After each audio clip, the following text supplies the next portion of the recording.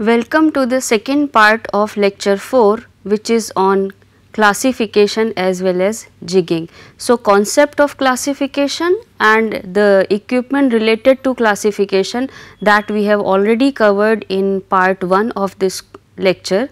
Now, here we will solve some of the examples on classification and then we will discuss concept of jigging. Therefore, let us start with the example 1.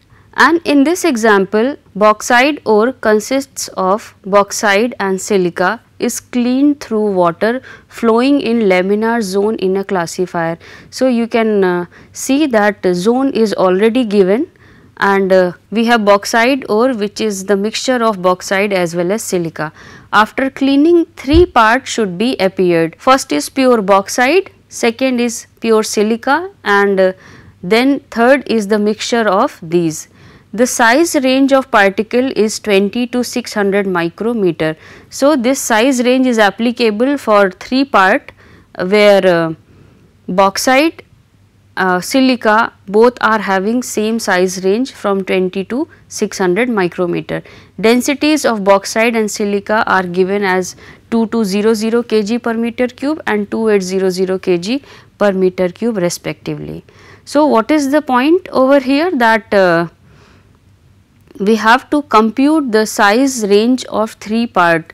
What is the size range of pure bauxite, what is the size range of pure silica and what is the size range of mixture. So, let us start the solution of this problem and before solving it we should understand the concept of it. If you compare the densities of bauxite as well as silica, bauxite is having lesser density or it is lighter in comparison to silica.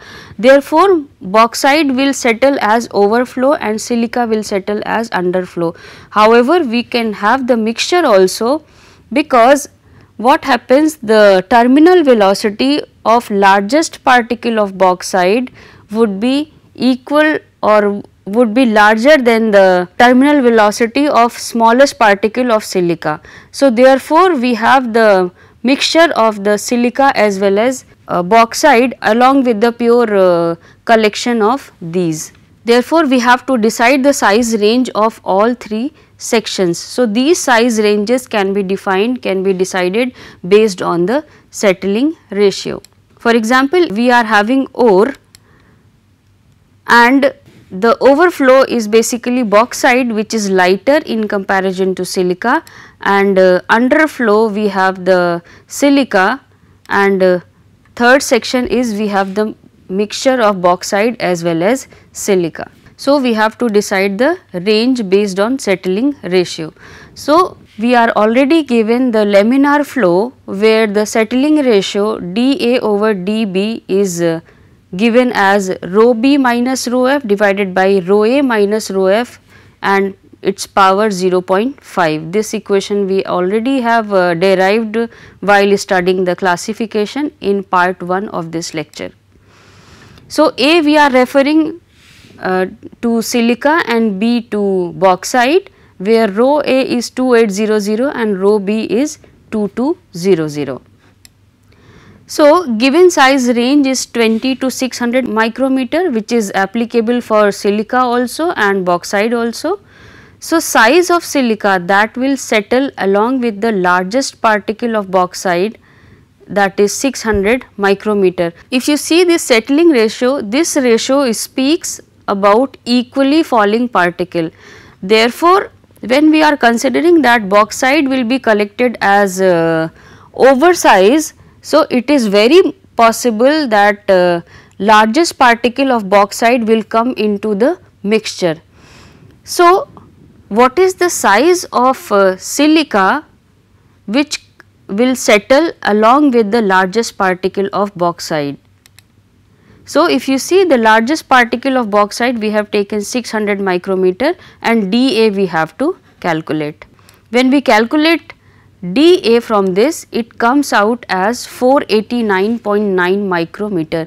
What is the meaning of this? That when largest particle of bauxite will settle, along with this silica particle will also settle, which is having diameter 489.9 micrometer. So, what is the range of silica which will go to the underflow, the range will vary from 489.9 micrometer and greater than this. So, you can understand up to 489.9 micrometer silica will found in the mixture, and the larger particle than this will come to in the underflow. Therefore, the particles of silica greater than 489.9 micrometer will be collected as underflow. In the similar line, we can calculate the size of bauxite that will settle along with the smallest particle of silica, because largest particle will definitely settle in overflow, but smallest particle will remain in the mixture. So, what is the size of bauxite particle which will settle with the smallest particle of silica, and size of smallest particle of silica is 20 micrometer. So, following same equation we can calculate dB, because dA we have fixed to 20 micrometer. So, dB from here we can calculate, which comes out as 24.5 micrometer. Now, what is the meaning of this? This is the size of bauxite that will settle with the smallest particle in silica, and this will fall in the mixture. So, the bauxite particles having size lesser than 24.5 will go to the overflow. Yes, therefore, the particles of bauxite smaller than 24.5 micrometer will be collected as overflow. The selected size range, therefore, this is the ore, and we have bauxite. The size range is 20 to lesser than 24.5 micrometer, 20 is the minimum size.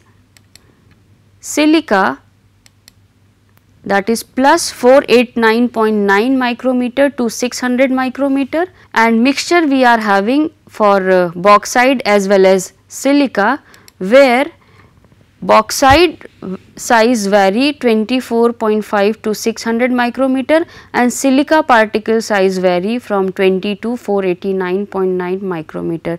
So, these are the size ranges of overflow, underflow and the mixture.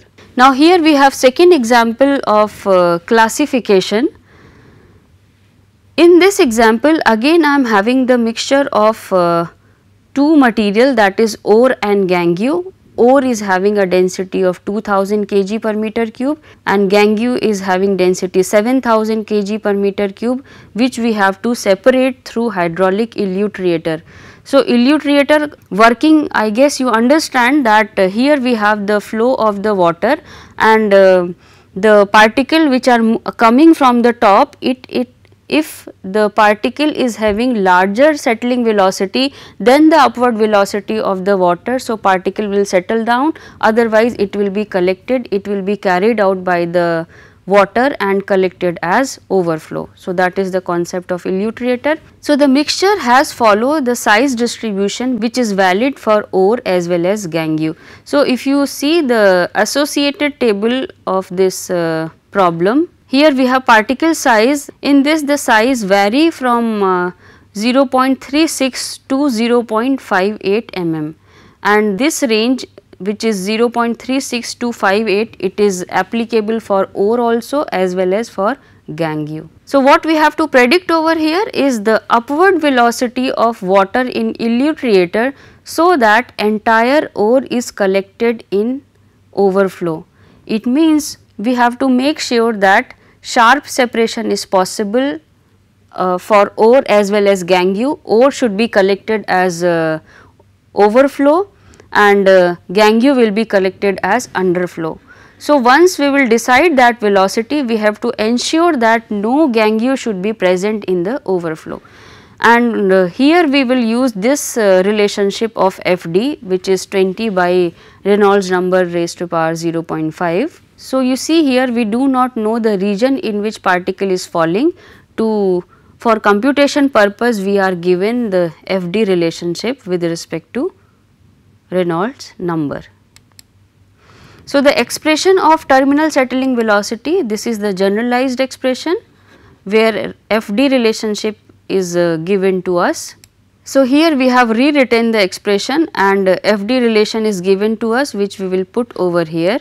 So, we have to calculate the terminal settling velocity. So, FD relation we will put over here as a function of terminal settling velocity, and therefore, FD we have equated to 24 by, this is the Reynolds number of particle where terminal velocity term is also coming. So, we have FD in this form 20 mu f power 0.5 divided by dp power 0.5, rho f power 0.5 and Vt power 0.5. So, this FD relationship we will use over here. So, expression of terminal falling velocity after after using the expression of FD in terms of Vt. So, here we have further resolved this, and finally, when we see the expression, this is the expression of terminal settling velocity of particle.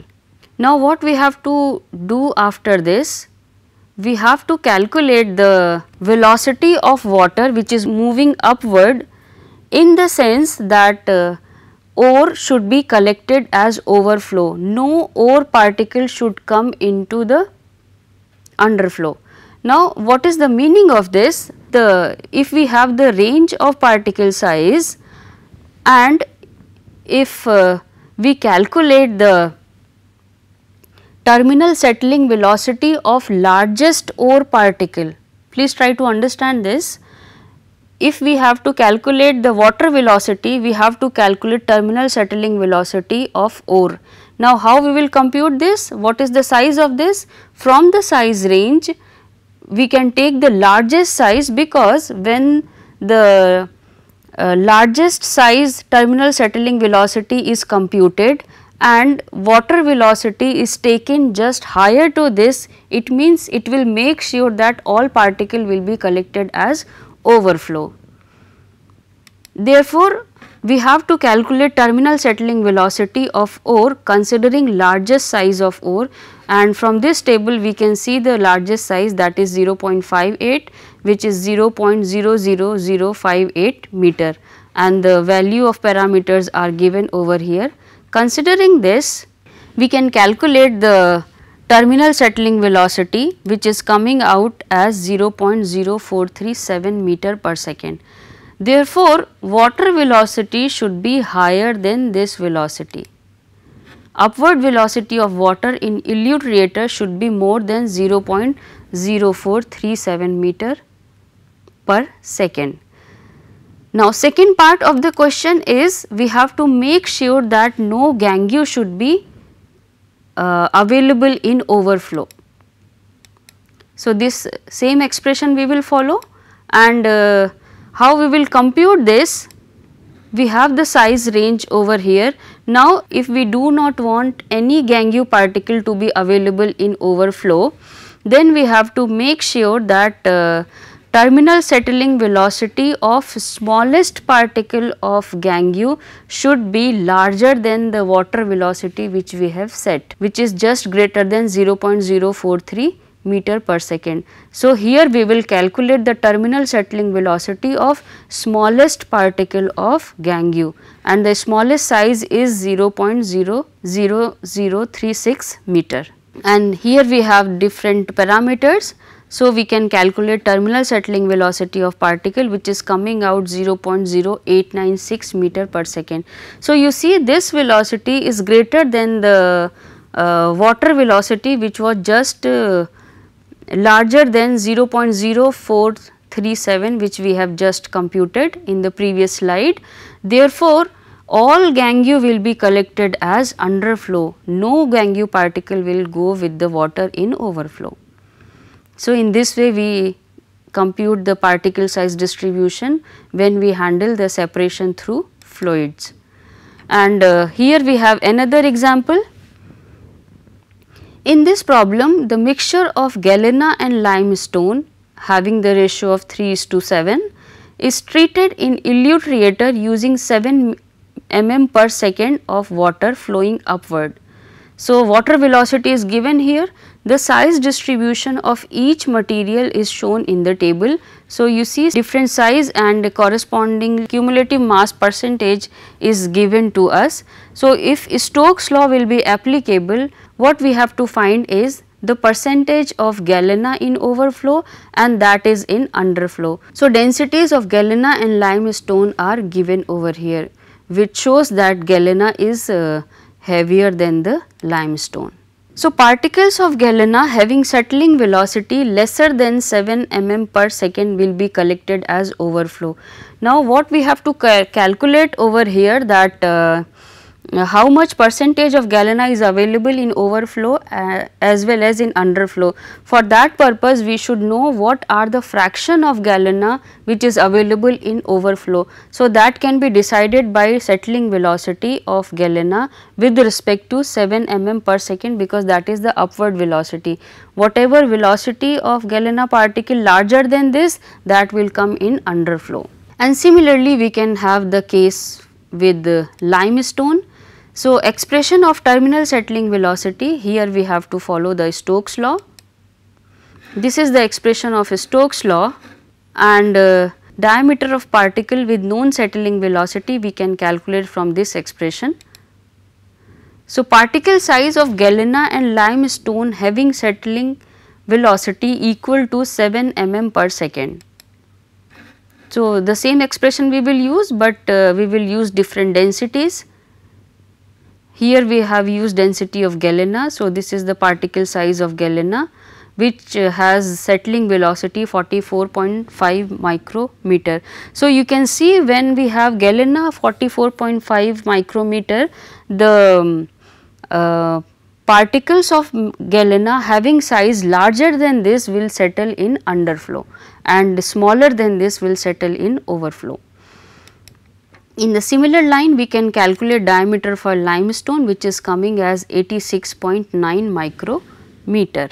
So, these are the particle size of galena as well as limestone, which has settling velocity equal to 7 mm per second. Therefore, fraction of particles of galena and limestone having diameters more than 44.5 micrometer and 86.9 micrometer will fall in underflow. So, this is the particle size and respective cumulative mass percentage is given over here. So, here you see we have the table of particle size as well as cumulative mass percentage. We can draw this in this graph, which shows that for corresponding to 44.5 micrometer, the mass percentage is 48.4 for galena, and fraction corresponding to 86.9 micrometer for limestone, the fraction is 81.5%. Therefore, the percentage of mass of particles of galena in underflow, which is 48.4%, which we have computed from the previous graph, and similar value, similar mass fraction for particles of limestone in underflow is 81.5%. Therefore, galena in overflow is basically 100 minus 48.4, which is 51.6%, and limestone in underflow is 18.5%. This is the fraction, and the ratio of galena as well as limestone is given as 3:7. If 100 kg feed is available, in this 30 kg is galena plus 70 kg limestone is there. So, galena in underflow percentage is 48.4. So, 30 into 0.484, that is 14.52 kg, and galena in overflow is 30 minus 14.52, that is 15.48 kg. And similarly, we can calculate the mass of limestone in underflow as well as in overflow. So, that is 70 into 0.815, 57.05, and 70 minus 57.05, which is 12.95 kg limestone is available in overflow. So, the percentage of galena in underflow, you see the underflow is having 14.52 kg divided by 14.52 plus 57.05. This limestone is also available in underflow. So, percent of galena in underflow is 20.3%, and in overflow it is coming out as 54.45%. So, in this way you can calculate the percentage of particular material in overflow as well as in underflow. So, these three examples we have considered to illustrate the computation, how the classification is used to solve different problems. So, let us start with the concept of jigging. So, classification which we have just seen is possible only if the particles have different terminal settling velocity in a given fluid. Equally falling particle cannot be separated by classification. However, even if the terminal settling velocities of two particles in a fluid are same, their initial settling velocity could be different. In such cases, these particles can be separated by making use of the difference in their initial settling velocity or initial acceleration.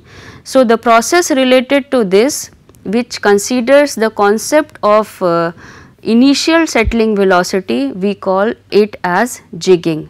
So, in jigging process what happens, we separate the particle based on their initial settling velocity. Now, if I consider this concept initial settling velocity, so what happened, this is the force balance equation, and if you remember when we were discussing the terminal settling velocity, we have discussed that when particle is start settling at initial stage, its velocity is not significant and therefore frictional force, therefore kinematic force offered to the particle is not significant. So, in that case this parameter will be equal to 0. So, when I consider the initial settling velocity when Fd is 0, it means while jigging process particle is allowed to settle for a very short period of time. So, when we have equated Fd to 0, so final expression we are having as A equal to 1 minus rho F by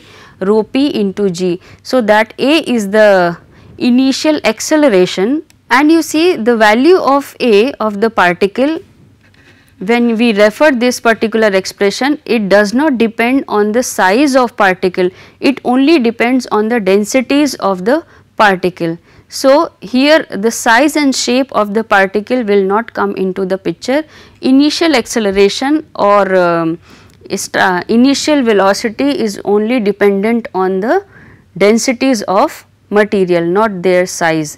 Therefore, separation of two materials according to densities may be possible regardless of size if settling period are. Therefore, separation of two materials according to density may be possible regardless of the size if settling periods are extremely short. And relative acceleration or relative initial velocity of two material we can calculate by this, where A that is acceleration, initial acceleration of particle A, and this is the initial acceleration of particle B, and this is the expression. So, the concept of jigging is we have to let the particle settle for very short time, and in that time separation is mainly occur due to density. Now, the difference between separation on the basis of initial velocity and terminal settling velocity is shown here. Here if you see this graph, here we have 5 different graphs. Now, what is the difference between the two? Difference between all these graphs that we will discuss. Now, if we consider this graph, it is the velocity versus time plot, and curve 1 if I consider, this is for slate particle of size d1, curve 2 is coal particle of size d1. Now, if you see the graph of curve 1 and curve 2 in this plot, here we have curve 1 is upper than curve 2. What is the meaning of this? That slate particle will settle with larger velocity in comparison to coal, though both particles are having same size. And why it is so? Because slate is having more density in comparison to coal. In the similar line, if we see the curve 3, it has slate particle of size d2 and d2 is lesser than d1. So, here you see curve 2 is having coal with size d1 and curve 3 is having slate of size lesser than that of coal. So, what is the meaning of this? That smaller particle of slate will settle at the same time when the coal particle of larger size will settle. Okay. And here we have curve 4 as well as curve 5. Curve 4 is the slate particle of size d3 which is lesser than d2 and coal particle is having size equal to d3. So, these both curve 4 and 5 is of equal size particle, but as slate is heavier than coal, it will settle with large velocity than coal. Therefore, if you consider all these curves here up to here, when the particle will settle, here the terminal settling velocity will achieve. However, if we consider the initial part of the settling, here you see all these dotted line are basically for coal and solid lines are basically for slate. So, what is the meaning of this particular section? That whatever would be the size of particle, all slate particle will settle faster. As far as this particular section is concerned, all slate particle will have more velocity in comparison to coal irrespective of size. So, therefore, we can say the initial velocity or the initial acceleration of particle will dependent on the density, which is having larger than density, they will start settling faster in comparison to the particle having lesser density. And here we have the industrial equipment related to the jigging, and this we call the hydraulic jig. This is the hydraulic jig. So, the hydraulic jig operates by allowing material to settle for brief period so that particle do not attain their terminal falling velocity. Now, here what will happen? If you see, these are basically the rectangular section tank in which the bottom section is tapered and the upper section is divided in two parts by putting baffle in between. So, this is the baffle and it is divided in two parts. In one section, the plunger operates in a vertical direction. So, if you see this figure, in one section what happens? Here we have this diaphragm and which has the continuous stroke, and due to this stroke the separation takes place. How it is, that I will explain. And if you consider the second part of this, here we have the screen and slurry will allow to enter over here. So, how the jigging takes place? I do not know whether you understand the meaning of jigging in normal in dictionary or not. It is related with the dancing. So, here the particle used to dance when we allow them to settle for very short time. So, as far as functioning is concerned, what happens? Here if you see, here we have the valve. So, the first figure shows the downward stroke and upper B figure shows the upward stroke. When we have the downward stroke, it means when this section is closed, it is completely filled with the liquid. So, when we put the stroke over here, this diaphragm gets the stroke and water which is available over here, it used to move to this place, and when water moves or fluid is moved in this side, it opens the bed of particle which are available over here. So, it opens the bed and for very short time the particles are allowed to settle, and when the upper stroke is concerned, then this valve is open and water is allowed to enter into this, and once water is allowed to enter, it comes at this position and then this valve closed, we have the stroke over here. So, water move from this side to this side. So, the material to be separated is fed dry or in suspension over the screen, and is subjected to pulsating action by liquid, which is set in the oscillation by means of reciprocating plunger or diaphragm, that just I have explained. So, as water passes upward, the bed opens up and thus tends to rise, that just we have discussed. During this upward stroke, the input of water is adjusted so that there is virtually no flow through the bed. It means liquid will come over here, but then it come downward, so there is no flow of liquid through this bed. So, during this period differential settling takes place and the denser particle tends to collect near the screen and lighter material above it. After a short time, the material becomes divided in 4 different stages. So, what happens when liquid comes to this and it opens the bed, then for very short time it will start settling. So, how the settling will occur? The bottom layer means which is near to this screen, which is just above to this screen.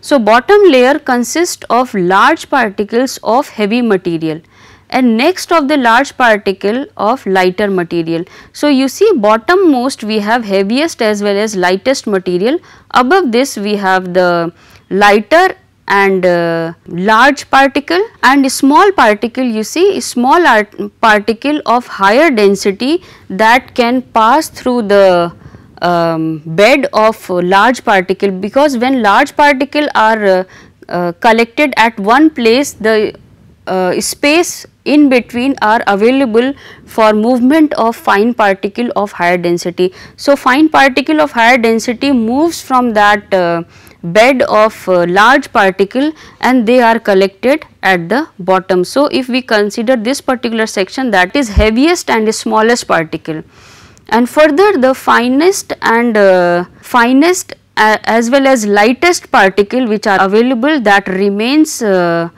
suspended in the slurry and that can be separated. So, the 4 section, first is heaviest and largest, second is lightest and largest, third is smallest and heaviest, and fourth is smallest and lightest. So, 4 sections we are having, and this was about the jigging. Now, in this particular lecture we have discussed the concepts of classification and jigging, and then we have discussed the industrial equipment related to the classification and jigging along with their working. And here in this lecture 4 we have also discussed 3 worked example to illustrate the use of classification concept in example in different problems. So, here we have the references for lecture 5, and it was all about lecture 5, and here we are ending the course. It was the 4-week course. I hope you will be benefited by this course. I expect your enthusiastic participation in this course. Wish you all the best. Thank you.